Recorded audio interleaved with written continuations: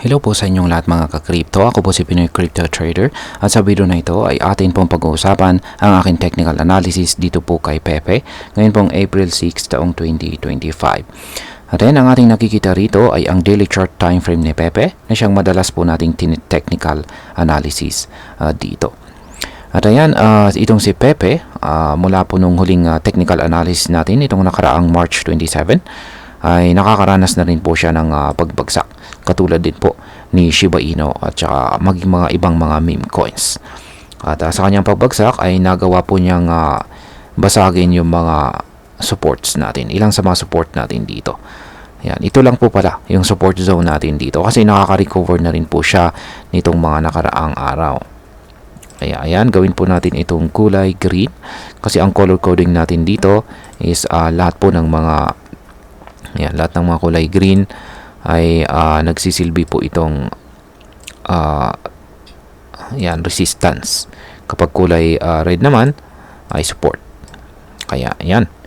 So ngayon is ito po yung nagsisilbing resistance natin ngayon dito kay Pepe.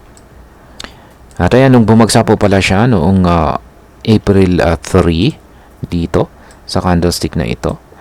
Ayan, dito po ay nakabili po tayo rito sa presyong 50 digits 644. At yan, mukhang dito na nga siya nakaranas ng rejection. Nakabili po tayo dyan. At siya po ay bumuo ng rejection dito. Ayan. Dahil dyan is maglalagay po tayo ng sell pending order dito sa itaas. Ayan, ganyan po yung strategy natin dito. Ayan. Dito po sa 50 digits 887. Ngayon is adjust po natin yung ating support dito. Ayan, lagay po natin dito. Ayan. Ayan na po yung ating adjusted na support. Ngayon is pwede po nating ayan, maski dyan na po pala yung ating sunod na support dito. Yung nagsisilbing support po natin dito. Ayan, pwede po nating adjust pala ito. Dito po pala.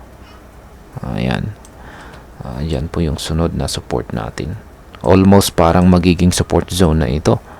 Ayan, kasi halos parang magkadikit na. Ayan po yung mga support natin dito. At yan, yung aking projections po rito is possible po na baka mag-consolidate siya dito. Kasi kitang-kita po natin na nanghihina na po ang momentum nitong si Pepe. Ibig pong sabihin kung pag nanghihina ang momentum natin is nakakaranas siya ng hindi gaanong paggalaw o hindi po siya gaanong magalaw. Ayan. Ngayon is meron po tayong dalawang support dito. At syempre, yung unang support natin dito ay ang 50 digits 691. Kung pag nabasag po niya ito ay ang sunod na minor support natin ay ang 657 dito. Ngayon is kung magagawa po niyang lampasan yung resistance zone natin dito sa itaas, yan is possible po na aakyatin niya ang presyong presyong 50 digits 887 dito. Kung saan ay pinesto po natin yung ating sell pending order. Yan, yung bagong sell pending order natin dyan. Kaya yan po yung aking mga projections dito. Yan, sa mga projections na ito is ang mas nakikita ko po na magiging galaw ni Pepe ay mukhang magko-consolidate po siya rito. Yan, patuloy ang kanyang consolidation. Kasi kitang-kita po natin na lumiliit yung ating Hall-Street indicator. Indikasyon po yan ng paghina ng momentum ni Pepe. Yan, ganun din po yung ating mga QQE mode indicators dito sa iba or mga QQE bars na maliliit ang mga sukat nito at saka kulay gray pa. Indikasyon na rin yan na wala pong gaanong selling pressure or buying pressure. Ayan, dahil po sa mga metrics na yan is mas mataas. Yan, nakikita ko rito na mas mataas na siya ay magko-consolidate sa mga paparating na araw. Maliban po dyan is meron po tayong isang pattern dito. Ayan, may nakita po akong isang pattern dito. Ayan, plot po natin. Kunin natin dyan. Ayan, ito po yung kanyang upper portion.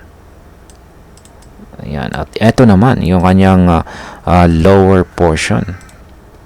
Ayan, isa po itong triangle pattern. At hinihintay po natin kung saan siya possible na magkaroon ng breakout. Ayan, pag dito po sa lower portion magkakaroon ng breakout, is asahan natin ang mas matinding pagbagsak. Ayan. Kung dito naman sa upper portion is yan, possible na aakyat siya. Ayan, yan po ang ating pattern dito kay Pepe. At ayan ang aking technical analysis update sa araw na ito dito kay Pepe. Marami pong salamat sa panonood. Ingat po tayo lagi at God bless po sa ating lahat.